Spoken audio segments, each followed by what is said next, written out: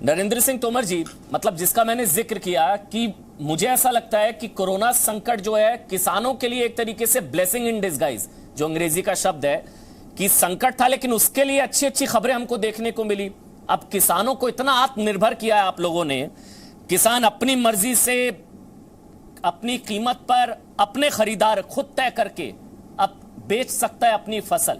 One nation one market, ये सारी चीजें आत्मनिर्भर भारत के तहत आप लोगों ने कदम उठाए कोरोना काल में। सर,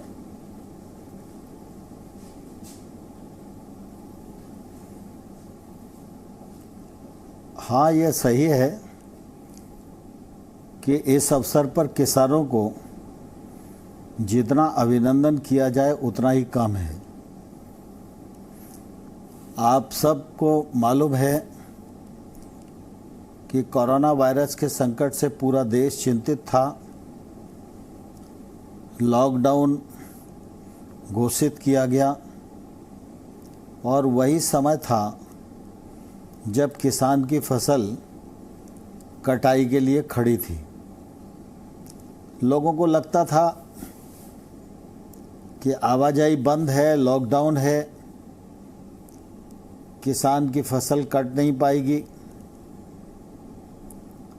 मौसम की भी प्रतिकूलता कभी कभी देखने को मिलती है। पानी बरसेगा तो फसल खेत में ही बर्बाद हो जाएगी।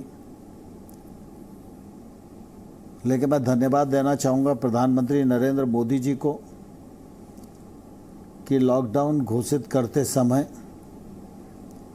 उन्होंने कृषि के क्षेत्र को अनेक प्रकार की अनुमतियां प्रदान की।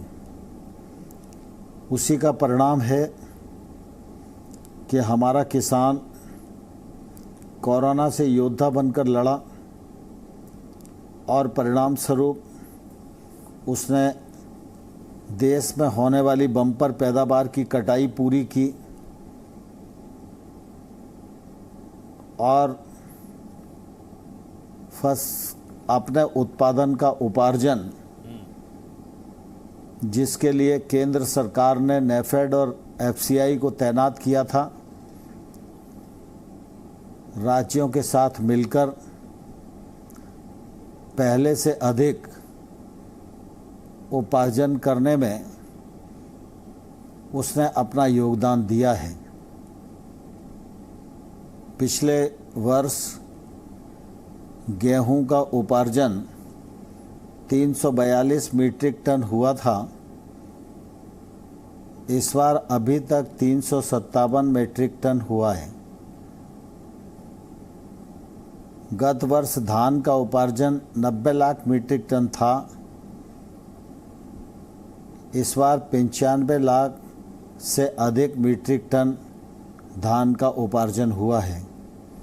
दलहन और तिलहन का उत्पादन जी गत वर्ष 15 मिलियन मीट्रिक टन था, 15 लाख मीट्रिक टन था और इस बार वह 17 लाख मीट्रिक टन हुआ है। इतना ही नहीं, प्रतिकूलताओं के चलते किसान ने कटाई का काम पूरा किया, उपार्जन का काम पूरा किया, दैनंदिन जिंदगी को चलाया, गांव में एक दूसरे के साथ सहकार किया, गांव को कोरोना वायरस के संकट से बचाए रखा और ग्रीष्म ऋतु की जो फसलें हैं उन फसलों की बुआई गत वर्ष की तुलना में इस बार 45% अधिक की है। हमारे देश में गांव की व्यवस्था और कृषि का काम यह देश की बड़ी ताकत है और इसलिए प्रधानमंत्री नरेंद्र मोदी जी ने जब से अपना काम संभाला है तब से लगातार गांव, गरीब किसान उनकी सरकार के निर्णयों के केंद्र में रहे हैं जी। इसी का परिणाम है कि प्रधानमंत्री जी ने अब तक की सबसे बड़ी सहायता पीएम किसान योजना के माध्यम से किसानों की जेब में और उनके अकाउंट में पहुंचाने का काम किया है। इस योजना का बजट प्रावधान 75,000 करोड़ है और आज 72,000 करोड़ रुपया किसानों की जेब में पहुंच गया है। पिछले 2 वर्षों में प्रधानमंत्री फसल बीमा योजना के अंतर्गत किसानों का प्रीमियम 13,000 करोड़ रुपया जमा हुआ। उसके विरुद्ध जहाँ जहाँ नुकसान हुआ वहाँ 64,000 करोड़ रुपए की भरपाई प्रधानमंत्री फसल बीमा योजना के माध्यम से किसानों को की गई है। जी। किसान आत्मनिर्भर बने, किसान के पास अधोसंरचना की उपलब्धता हो, वैल्यू चेन हो और वह अपने उत्पाद का उचित मूल्य प्राप्त कर सके, यह सुनिश्चित करने के लिए भारत सरकार ने अनेक योजनाओं का सृजन किया और उनका संचालन किया। आप सबके ध्यान में है कि स्वामीनाथन साहब की अध्यक्षता में एक आयोग बना था। उस आयोग ने 201 रिकमेंडेशन किसानों के हित में दी थी। जी। प्रधानमंत्री नरेंद्र मोदी जी के नेतृत्व में 201 में से 200 रिकमेंडेशन को स्वीकार कर लिया गया और उसी में एक बड़ी रिकमेंडेशन थी कि किसान की उत्पादन में जो लागत आती है उस लागत के ऊपर कम से कम 50% मुनाफा देकर एमएसपी घोषित किया जाए। यह निर्णय भी नरेंद्र मोदी जी ने किया। इससे किसान को उत्पादन का उचित मूल्य मिल रहा है, किसानों की आय में वृद्धि हुई है।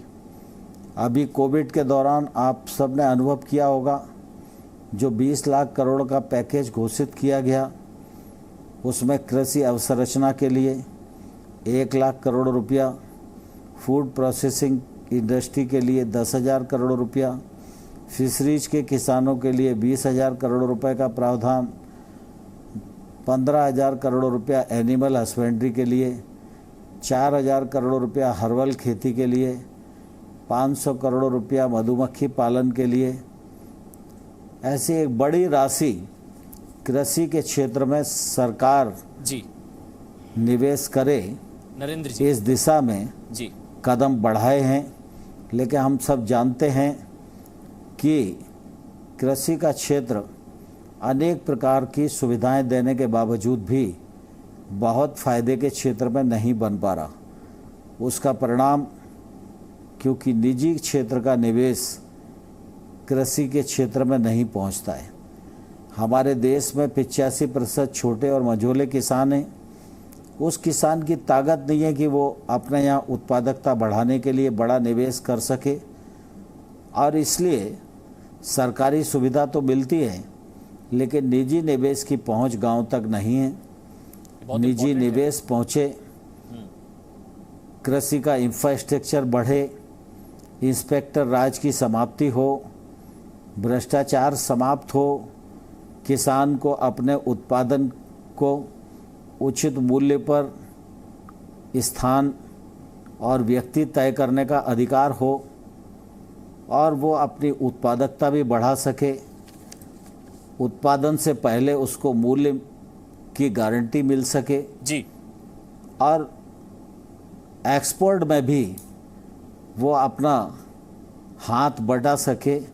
इस दृष्टि से मूल्य आश्वासन एक्ट और ट्रेड एक्ट हम लोग ऑर्डिनेंस के रूप में लाए हैं जो लागू हो गया है और इन सब चीज़ों को देखते हुए हम ये कह सकते हैं कि आने वाले कल में कृषि के क्षेत्र में जो मोदी जी का विजन है, योजनाएं हैं, उनके क्रियान्वयन के पश्चात कृषि का क्षेत्र भी आत्मनिर्भर हो, गांव में भी आत्मनिर्भरता बढ़े और देश भर के लिए आत्मनिर्भरता का मार्ग प्रशस्त हो। इस दिशा में प्रधानमंत्री मोदी जी के नेतृत्व में सरकार काम कर रही है। No signal, no worry. Presenting Z News app with live TV, latest updates and expert opinion. Available on Google Play and App Store. Download it now.